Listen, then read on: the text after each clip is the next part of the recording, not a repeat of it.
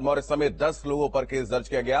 OBC महासभा के पदाधिकारियों पर भी केस दर्ज किया गया है। तो धार्मिक उन्माद फैलाने के आरोप में ये केस दर्ज हुआ है। आपको बता दें, रामचरितमानस की प्रतियां जलाई गई थी और इसके बाद ये कार्रवाई हुई है।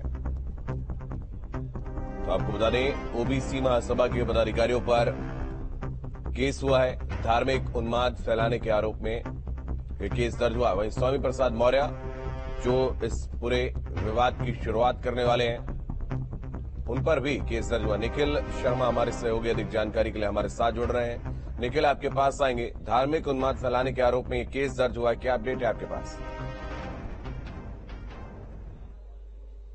देखिए, रामचरितमानस की जिस तरह से कल प्रतियां लखनऊ में जलाई गई थी, उसके बाद इस पूरे मामले में एफआईआर पंजीकृत की गई थी। 10 लोगों पर यह एफआईआर थी। देवेंद्र जो यादव थे, उनके समर्थकों के साथ स्वामी प्रसाद मौर्य का भी इसमें नाम था और सभी के खिलाफ एफआईआर धार्मिक भावनाओं को भड़काने के उसमें धाराओं में दर्ज की गई थी। आज जो है 5 लोग अब इसमें हिरासत में लिए गए हैं।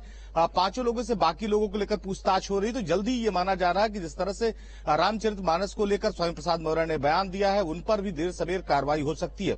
अब तक अगर हम स्वामी प्रसाद मौर्य की बात करें तो 2 एफआईआर इस पूरे मामले पर उन पर कायम हो चुकी है। कुछ दिनों पहले जो है उन पर जब रामचरितमानस को बयान दिया था उन्होंने जब पहली बार, तब उनके ऊपर जो है एफआईआर कायम हुई थी हजरत कोतवाली में। और आज ये दूसरी एफआईआर में ये बात अब बहुत तेजी से मानी जा रही है कि जल्दी स्वामी प्रसाद मौर्य तक भी पुलिस पहुंच सकती है। दरअसल जिस तरह से रामचरितमानस की कल जो है प्रतियां जलाई गई, उसके बाद तमाम जो राजनीतिक दल हैं, तमाम जो धार्मिक संगठन हैं, उनकी प्रतिक्रिया सामने आई थी, जिसके बाद ये पूरी एफआईआर लिखी गई थी, एफआईआर पंजीकृत की गई थी और 10 लोगों के खिलाफ ये नामजद एफआईआर थी। इसमें स्वामी प्रसाद मौर्य का भी नाम है। तो अभी तक 5 लोगों को हिरासत में लिया गया है और जल्दी और लोगों की तलाश जारी है पुलिस की। जी बिल्कुल, तो लगातार पुलिस उन लोगों को भी तलाश रही है जो इस पूरे मामले में शामिल हैं। लेकिन अगर हम देखें निखिल, समाजवादी पार्टी की तरफ से कहीं ना कहीं मूक समर्थन स्वामी प्रसाद मौर्य को मिलता नजर आ रहा है, क्योंकि विरोध तो नहीं हुआ, वहीं प्रमोशन जरूर हो गया है।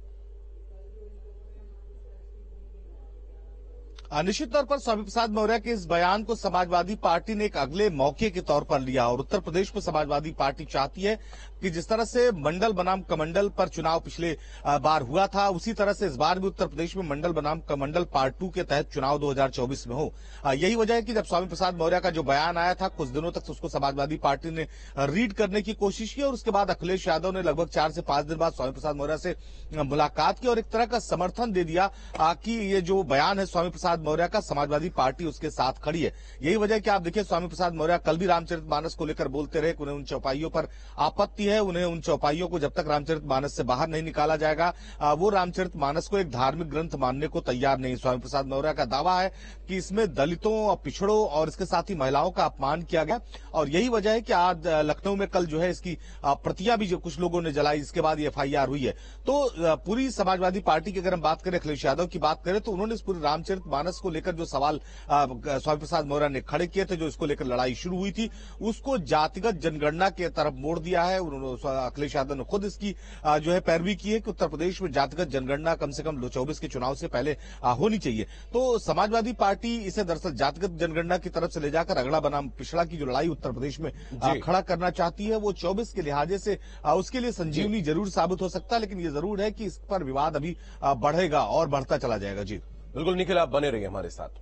श्री रामचरितमानस को लेकर एसपी नेता स्वामी प्रसाद मौर्य के बयान से सियासी घमासान मचा हुआ है और इसी के बीच एसपी के सहयोगी दल महान दल के राष्ट्रीय